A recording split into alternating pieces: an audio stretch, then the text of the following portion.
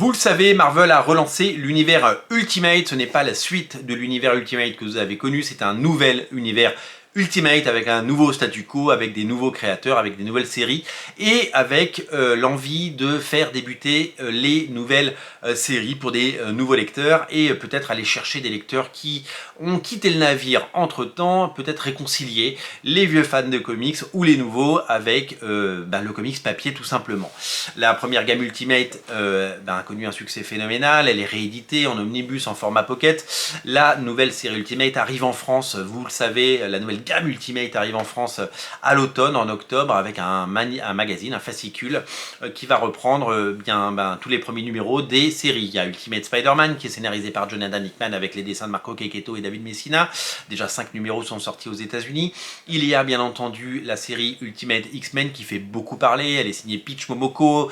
Elle est très très différente de ce qu'on a pu lire avant et elle clive, elle divise beaucoup parce que certains l'adorent et certains la détestent. Il y a la série Ultimate Black Panther qui évidemment a pour vocation de mettre en scène ce personnage qui a été si populaire au cinéma mais qui a toujours eu du mal en format papier. La série pour le moment n'a pas le brio, le génie d'un Ultimate Spider-Man. Pour le moment, la série qui surnage, c'est vraiment Ultimate Spider-Man. Les 5 premiers numéros sont vraiment très très bons et pour le moment, les autres séries ont du mal à exister.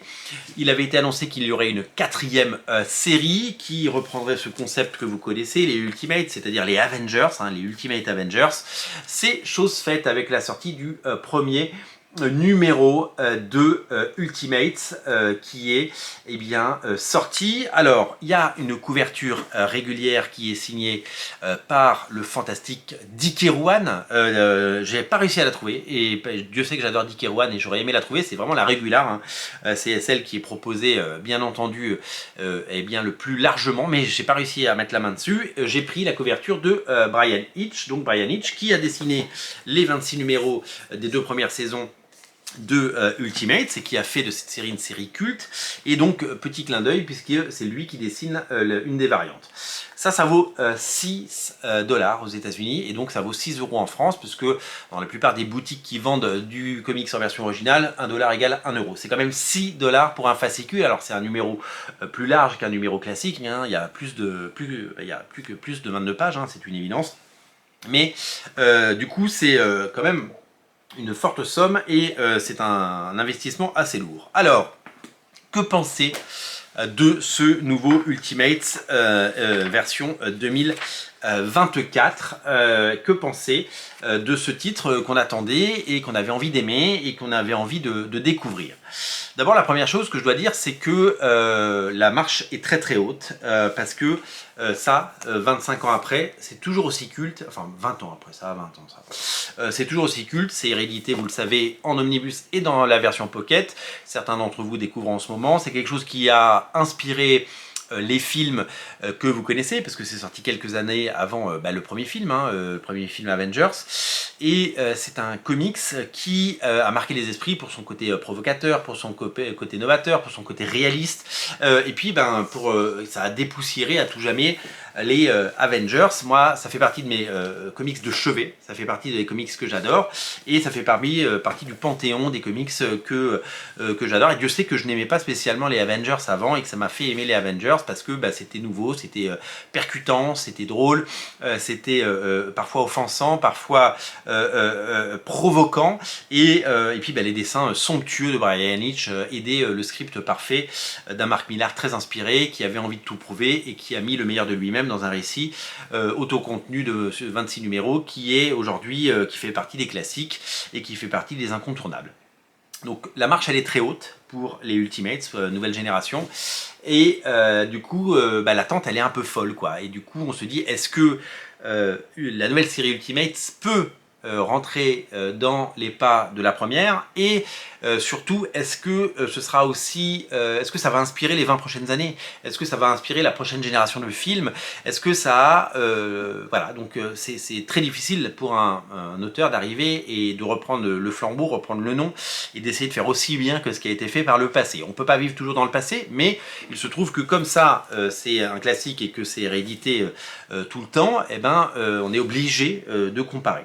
Donc Donc l'attente est haute. Et c'est vrai que c'est pas facile d'arriver après et d'essayer de faire des choses et d'essayer de retrouver la formule magique. Les auteurs, ils s'appellent Dennis Camp et, au scénario et Juan Frigueri au dessin. Dennis Camp, je connais pas du tout ce scénariste. Mais je ne suis pas contre, évidemment, l'arrivée d'un nouveau scénariste et qui peut-être va m'en mettre plein les yeux et me faire adorer son travail. Quand Mark Millar est arrivé sur Authority et puis sur Ultimate, il n'était pas très connu et il nous en a mis plein les yeux, il est devenu une superstar. Et quand Rick Remender est arrivé, quand Ed Brubaker est arrivé, quand Matt Fraction est arrivé, quand Brian Kevogan est arrivé, personne ne les connaissait et ils nous ont montré qu'ils savaient bosser et qu'ils allaient laisser une trace indélébile dans l'histoire des comics. Donc je donne sa chance à Dennis Camp. Au niveau du dessin, c'est un dessinateur qui s'appelle Juan Frigueri, qui une façon de travailler assez propre. Ça manque évidemment d'un côté un peu spectaculaire parce que c'est hyper sage en fait, voire hyper classique. Je trouve que les pages que je vois évidemment ne sont pas du tout à la hauteur ni de la couverture ni de l'œuvre précédente de Brian Hitch. J'ai même un petit peu l'impression, si vous voulez, de lire un comics produit par IDW, un comics tout public. Vous voyez, ce serait une version un peu grand public, tout public, assez enfantine des Avengers. Voilà, ça manque véritablement d'un côté spectaculaire et ça souffre énormément de la comparaison avec ce qu'ont pu faire Brian Hitch avant et puis ceux qui ont suivi, c'est-à-dire Joe Madureira, bien sûr David Finch et puis d'autres dessinateurs comme Esad Ribic qui avait repris les Ultimates avec Jonathan Hickman il y a quelques années. Donc ça manque évidemment d'un côté spectaculaire. Que penser de ce premier numéro? Avant de donner mon avis, je tiens à dire que les reviews aux États-Unis sur les sites américains, je suis allé voir, sont plutôt bonnes. Et la série est accueillie avec une bienveillance assez incroyable. D'ailleurs, je ne me reconnaissais pas. Pour tout vous dire, j'ai lu 10 critiques. Parce que quand j'en ai lu une première, je me suis dit, bon, ok. Et j'en lis 10 et les notes sont belles. Vous savez, c'est les notes sur 10, 8, 9, 10 sur 10.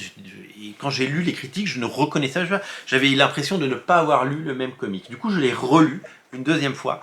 Parce que je me suis dit, est-ce que je suis passé à côté de quelque chose? Qu'est-ce que penser de ce nouveau Ultimate 1 version 2024?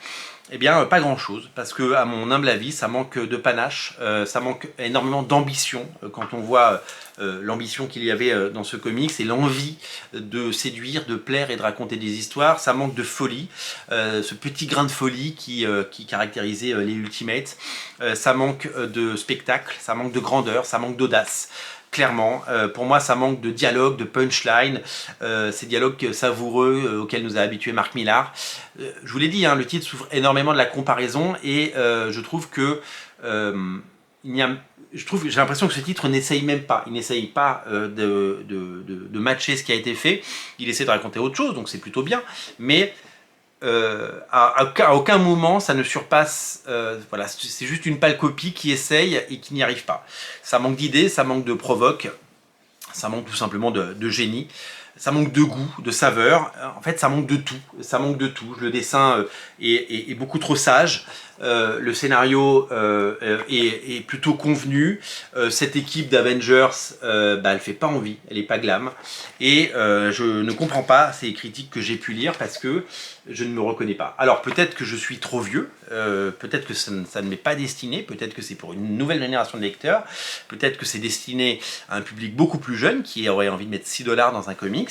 En tout cas, le vieux lecteur que je suis, qui n'est pas un fan initial des Avengers, mais qui a pris tellement de plaisir avec les Ultimates et qui a pris tellement de plaisir avec les New Avengers de Bendis, eh bien je trouve que aujourd'hui, c'est pas quelque chose qui me séduit. Alors, je vais pas vous montrer la fin, je vais pas vous spoiler parce qu'il se passe quand même un truc assez sympa, je vais pas tout jeter, il y a 2-3 trucs assez sympas à retenir de cet épisode. Clairement, quand je lis ça, j'ai pas l'impression de lire un comics Avengers qui va révolutionner ou j'ai pas envie d'acheter le 2, quoi. J'ai pas envie d'y retourner, tout comme je vais pas acheter le 4e numéro de Ultimate X-Men et que j'ai arrêté aussi de lire Ultimate Black Panther. C'est des séries que j'ai essayées, ça m'a pas plu, c'est pas pour moi. Peut-être que je suis trop vieux pour ça. Mais c'est pas des séries qui m'ont plu, hein. Je continue Ultimate Spider-Man parce que j'aime bien, et on en parlera parce que je vous parlerai de l'épisode numéro 5 dans une autre vidéo. C'est un comic qui souffre de la comparaison avec son prédécesseur, surtout qu'ils ont vraiment joué la carte du mimétisme, hein, en allant chercher le même dessinateur pour les couvertures. On dirait un what if, j'ai eu l'impression de dire un what if. Vous savez, dans les what if, on met jamais les bons dessinateurs et les bons scénaristes, on teste des auteurs, peut-être en devenir.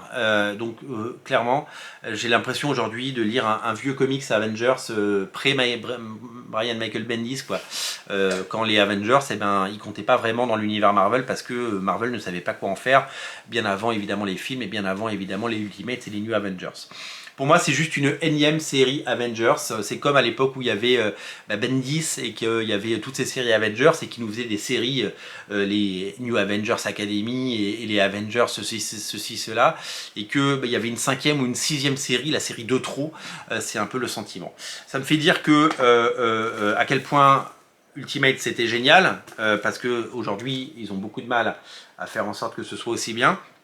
Et ça me fait dire des choses de vieux cons comme les comics c'était mieux avant, parce qu'aujourd'hui je ne me retrouve absolument pas dans ce comics que je trouve hyper léger et qui ne remplit pas son cahier des charges et qui pour moi ne va pas chercher le sentiment de spectaculaire que j'ai pu avoir à la lecture. Alors c'est un premier numéro, peut-être qu'il ne faut pas juger et qu'il faut attendre.